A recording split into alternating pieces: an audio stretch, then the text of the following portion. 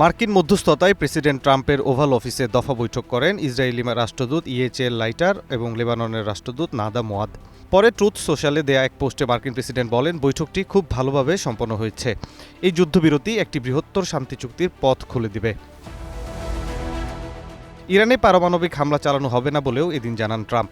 ইরানের সঙ্গে সংঘাত বন্ধে কোনো নির্দিষ্ট সময়সীমা নেই উল্লেখ করে তিনি ঘোষণা দেন, যুক্তরাষ্ট্রের জন্য লাভজনক মনে না হওয়া পর্যন্ত তেহরানের সঙ্গে কোনো সমঝোতা হবে না। এক প্রশ্নের জবাবে ট্রাম্প বলেন, কেবল ইরান নয়, যে কোনো পরিস্থিতিতে কোনো দেশেই পরমাণু হামলা চালানো উচিত নয়।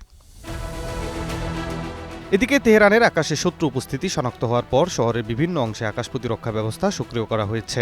ইরানের রাষ্ট্রীয় সংবাদ মাধ্যম জানায়, আকাশে সন্দেহভাজন কিছু লক্ষ্যবস্তু প্রতিহত করতে শহরের কয়েকটি স্থানে প্রতিরক্ষা ব্যাটারি সক্রিয় করা হয়েছে।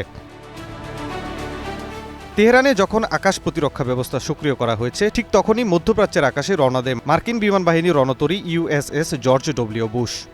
সামাজিক যোগাযোগ মাধ্যম এক্সে যুক্তরাষ্ট্রের সেন্ট্রাল কমান্ড সেন্টকমের ছবি দেখে জানা যায়, রণতরীটি ভারত মহাসাগরে চলাচল করছে। ইরান যুদ্ধের কারণে বিশ্বব্যাপী মজুদ থাকা মার্কিন সামরিক সরঞ্জামের একটি বড় অংশ শেষ হয়ে গেছে বলে জানিয়েছে প্রভাবশালী মার্কিন সংবাদ মাধ্যম দ্য নিউ ইয়র্ক টাইমস। প্রতিবেদনে বলা হয়, উদ্ভূত পরিস্থিতিতে এশিয়া ও ইউরোপীয় কমান্ড থেকে সামরিক সরঞ্জাম মধ্যপ্রাচ্যে পাঠাতে বাধ্য হচ্ছে যুক্তরাষ্ট্রের প্রতিরক্ষা সদর দপ্তর পেন্টাগন। ইরান যুদ্ধের পেছনে যুক্তরাষ্ট্রের প্রতিদিন $100 কোটি ব্যয় হচ্ছে বলেও জানায় নিউ ইয়র্ক টাইমস। অনন্য সাদিক, গ্রিন নিউজ ডেস্ক।